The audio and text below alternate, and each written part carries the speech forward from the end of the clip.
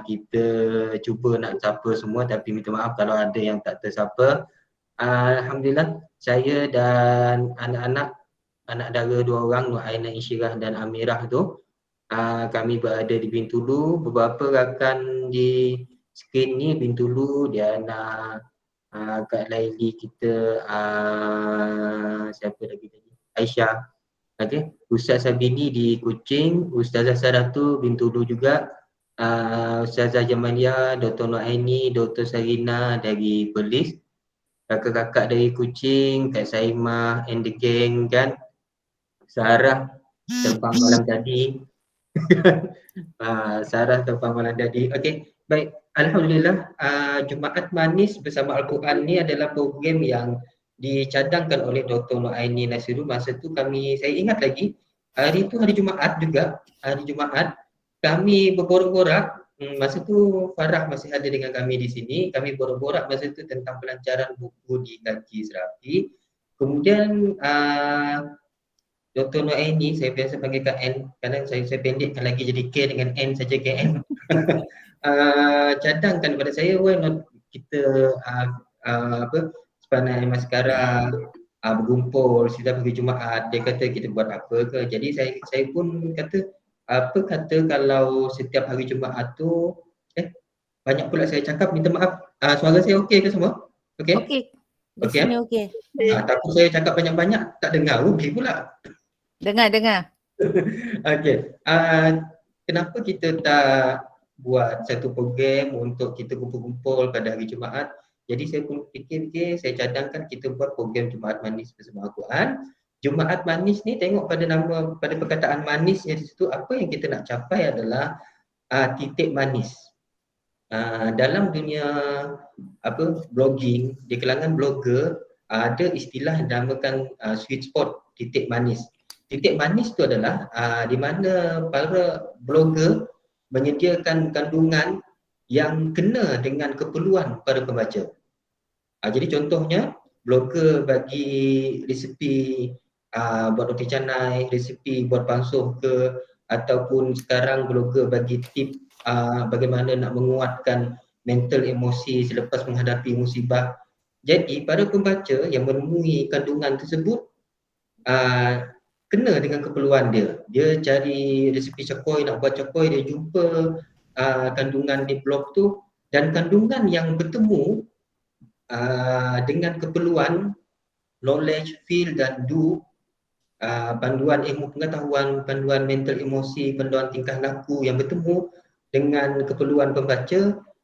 Jadi kandungan itu dinamakan sebagai sweet spot, titik manis. Apatah lagi Al-Quran sebagai satu kitab yang memang disediakan untuk kita manusia sebagai panduan kita menjalani kehidupan di dunia ini. Tentulah dalam Al-Quran itu ada sweet spot yang sangat banyak, melebihi daripada huruf-hurufnya, melebihi daripada ayat-ayatnya, melebihi daripada halamannya. Ada sweet spot. Siapapun yang membaca Al-Quran, siapapun yang membaca satu ayat boleh menemui sweet spot yang berbeza. Apapun, satu kenyataan yang saya perlu fikirkan waktu itu semasa kami nak memulakan program Jumaat Manis bersama Al-Quran ni adalah, ilmu Al-Quran ini satu ilmu yang ada disiplin yang perlu dijaga. Ada peraturan yang perlu dijaga.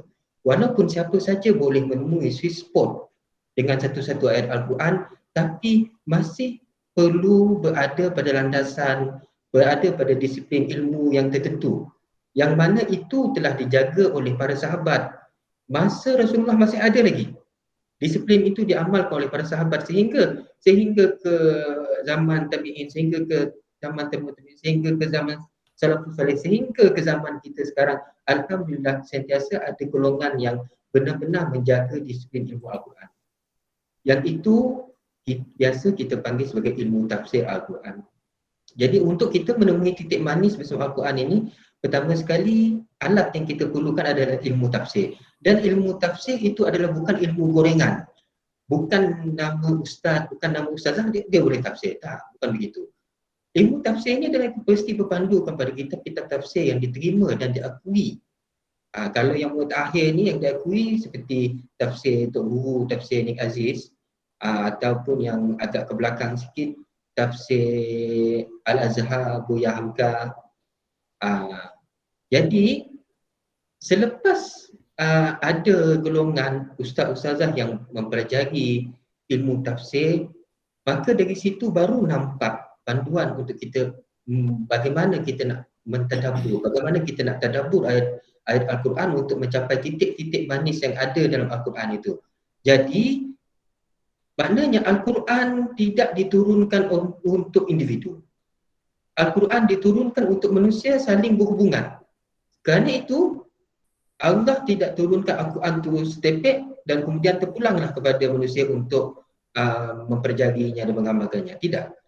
Allah menurunkan Al-Quran dengan mengutuskan seorang insan, Rasulullah sallallahu alaihi wasallam, yang akan mengajarkan kandungan Al-Quran itu kepada kita. Kemudian ada pula contoh-contoh daripada para sahabat bagaimana mereka mengamalkan, bagaimana mereka menghidupkan, bagaimana mereka kita nak cakap menunaikan apa yang diajarkan oleh Rasulullah sallallahu alaihi wasallam daripada Al-Quran.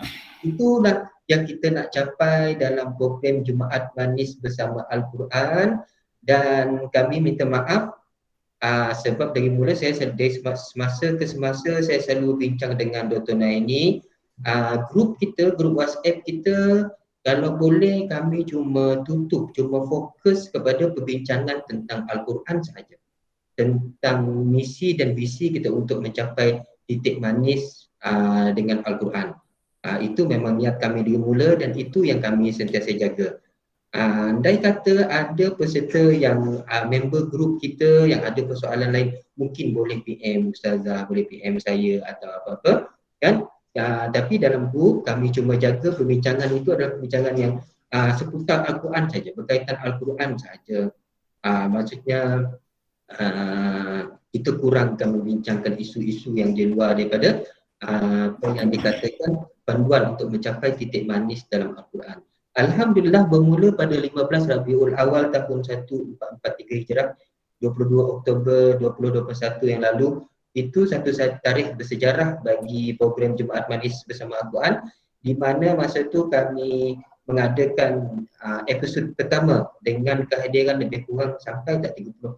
Rasanya sampai 30, ramai juga kan masa tu. Ada sahabat-sahabat Dr. Naini, ada Dr. Aiman, Dr. Gas, dan sahabat-sahabat yang lain pun ramai.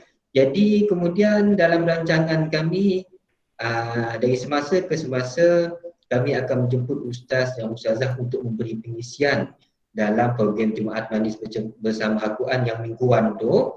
Alhamdulillah yang terakhir hari itu disampaikan oleh Ustazah Syahdatul dari yang ada bersama kita pada ini. Kemudian apa yang seperti yang dirancang juga untuk menutup, sebenarnya kita ada satu Jumaat lagi minggu depan kan, ada betul? Ada Jumaat lagi, tapi kita tutup awal minggu ni sebab anak-anak ni nak bercuti juga. Okay. Jadi kemudian insyaAllah kita akan mulakan semula pada bulan Januari dan masa kita tidak tetap, boleh jadi pukul 2, boleh jadi 2.15, boleh jadi 2.30, bergantung pada waktu solat Jumaat. Dan insyaAllah kita harapan dan doa kita adalah semoga kita semua istiqamah sebab kami ini hanyalah orang awam yang hanya berhubungan dengan Al-Quran waktu solat saja. Jadi sekurang-kurangnya seminggu sekali ini orang awam seperti kami ini dapatlah bersama Al-Quran di luar solat. Okay, dan insyaAllah bertemu dengan titik manis kan. InsyaAllah yang ini nanti Kak N akan bawa, Dr. Naini akan bawa dengan panel-panel kita sebentar lagi. Dan saya mohon kepada semua untuk bersama kami setiap minggunya lah dan sebarkan. Kalau sekarang kita nak target supaya peserta kita makin bertambah setiap minggunya. Dan saya mengambil kesempatan ini saya mengucapkan terima kasih kepada Ustazah Syahdatul yang sudah memberikan kesudian kesanggupan beliau untuk bersama kita sekurang-kurangnya sebulan sekali. Tapi kalau beliau nak tambah satu lagi selang 2 minggu ke kantor minggu sekali, insyaAllah lepas ni saya akan jemput juga Ustazah Bini, akan jemput juga Ustazah Jamalia, akan jemput juga sahabat-sahabat ustaz-ustazah yang lain. Kerana untuk belajar Al-Quran ini kita mesti melalui guru yang betul. Kemudian setelah kita mengetahui asas tafsir satu-satu ayat tu, barulah terserah kepada kita bagaimana untuk tadabbur dan menemui titik manis padanya.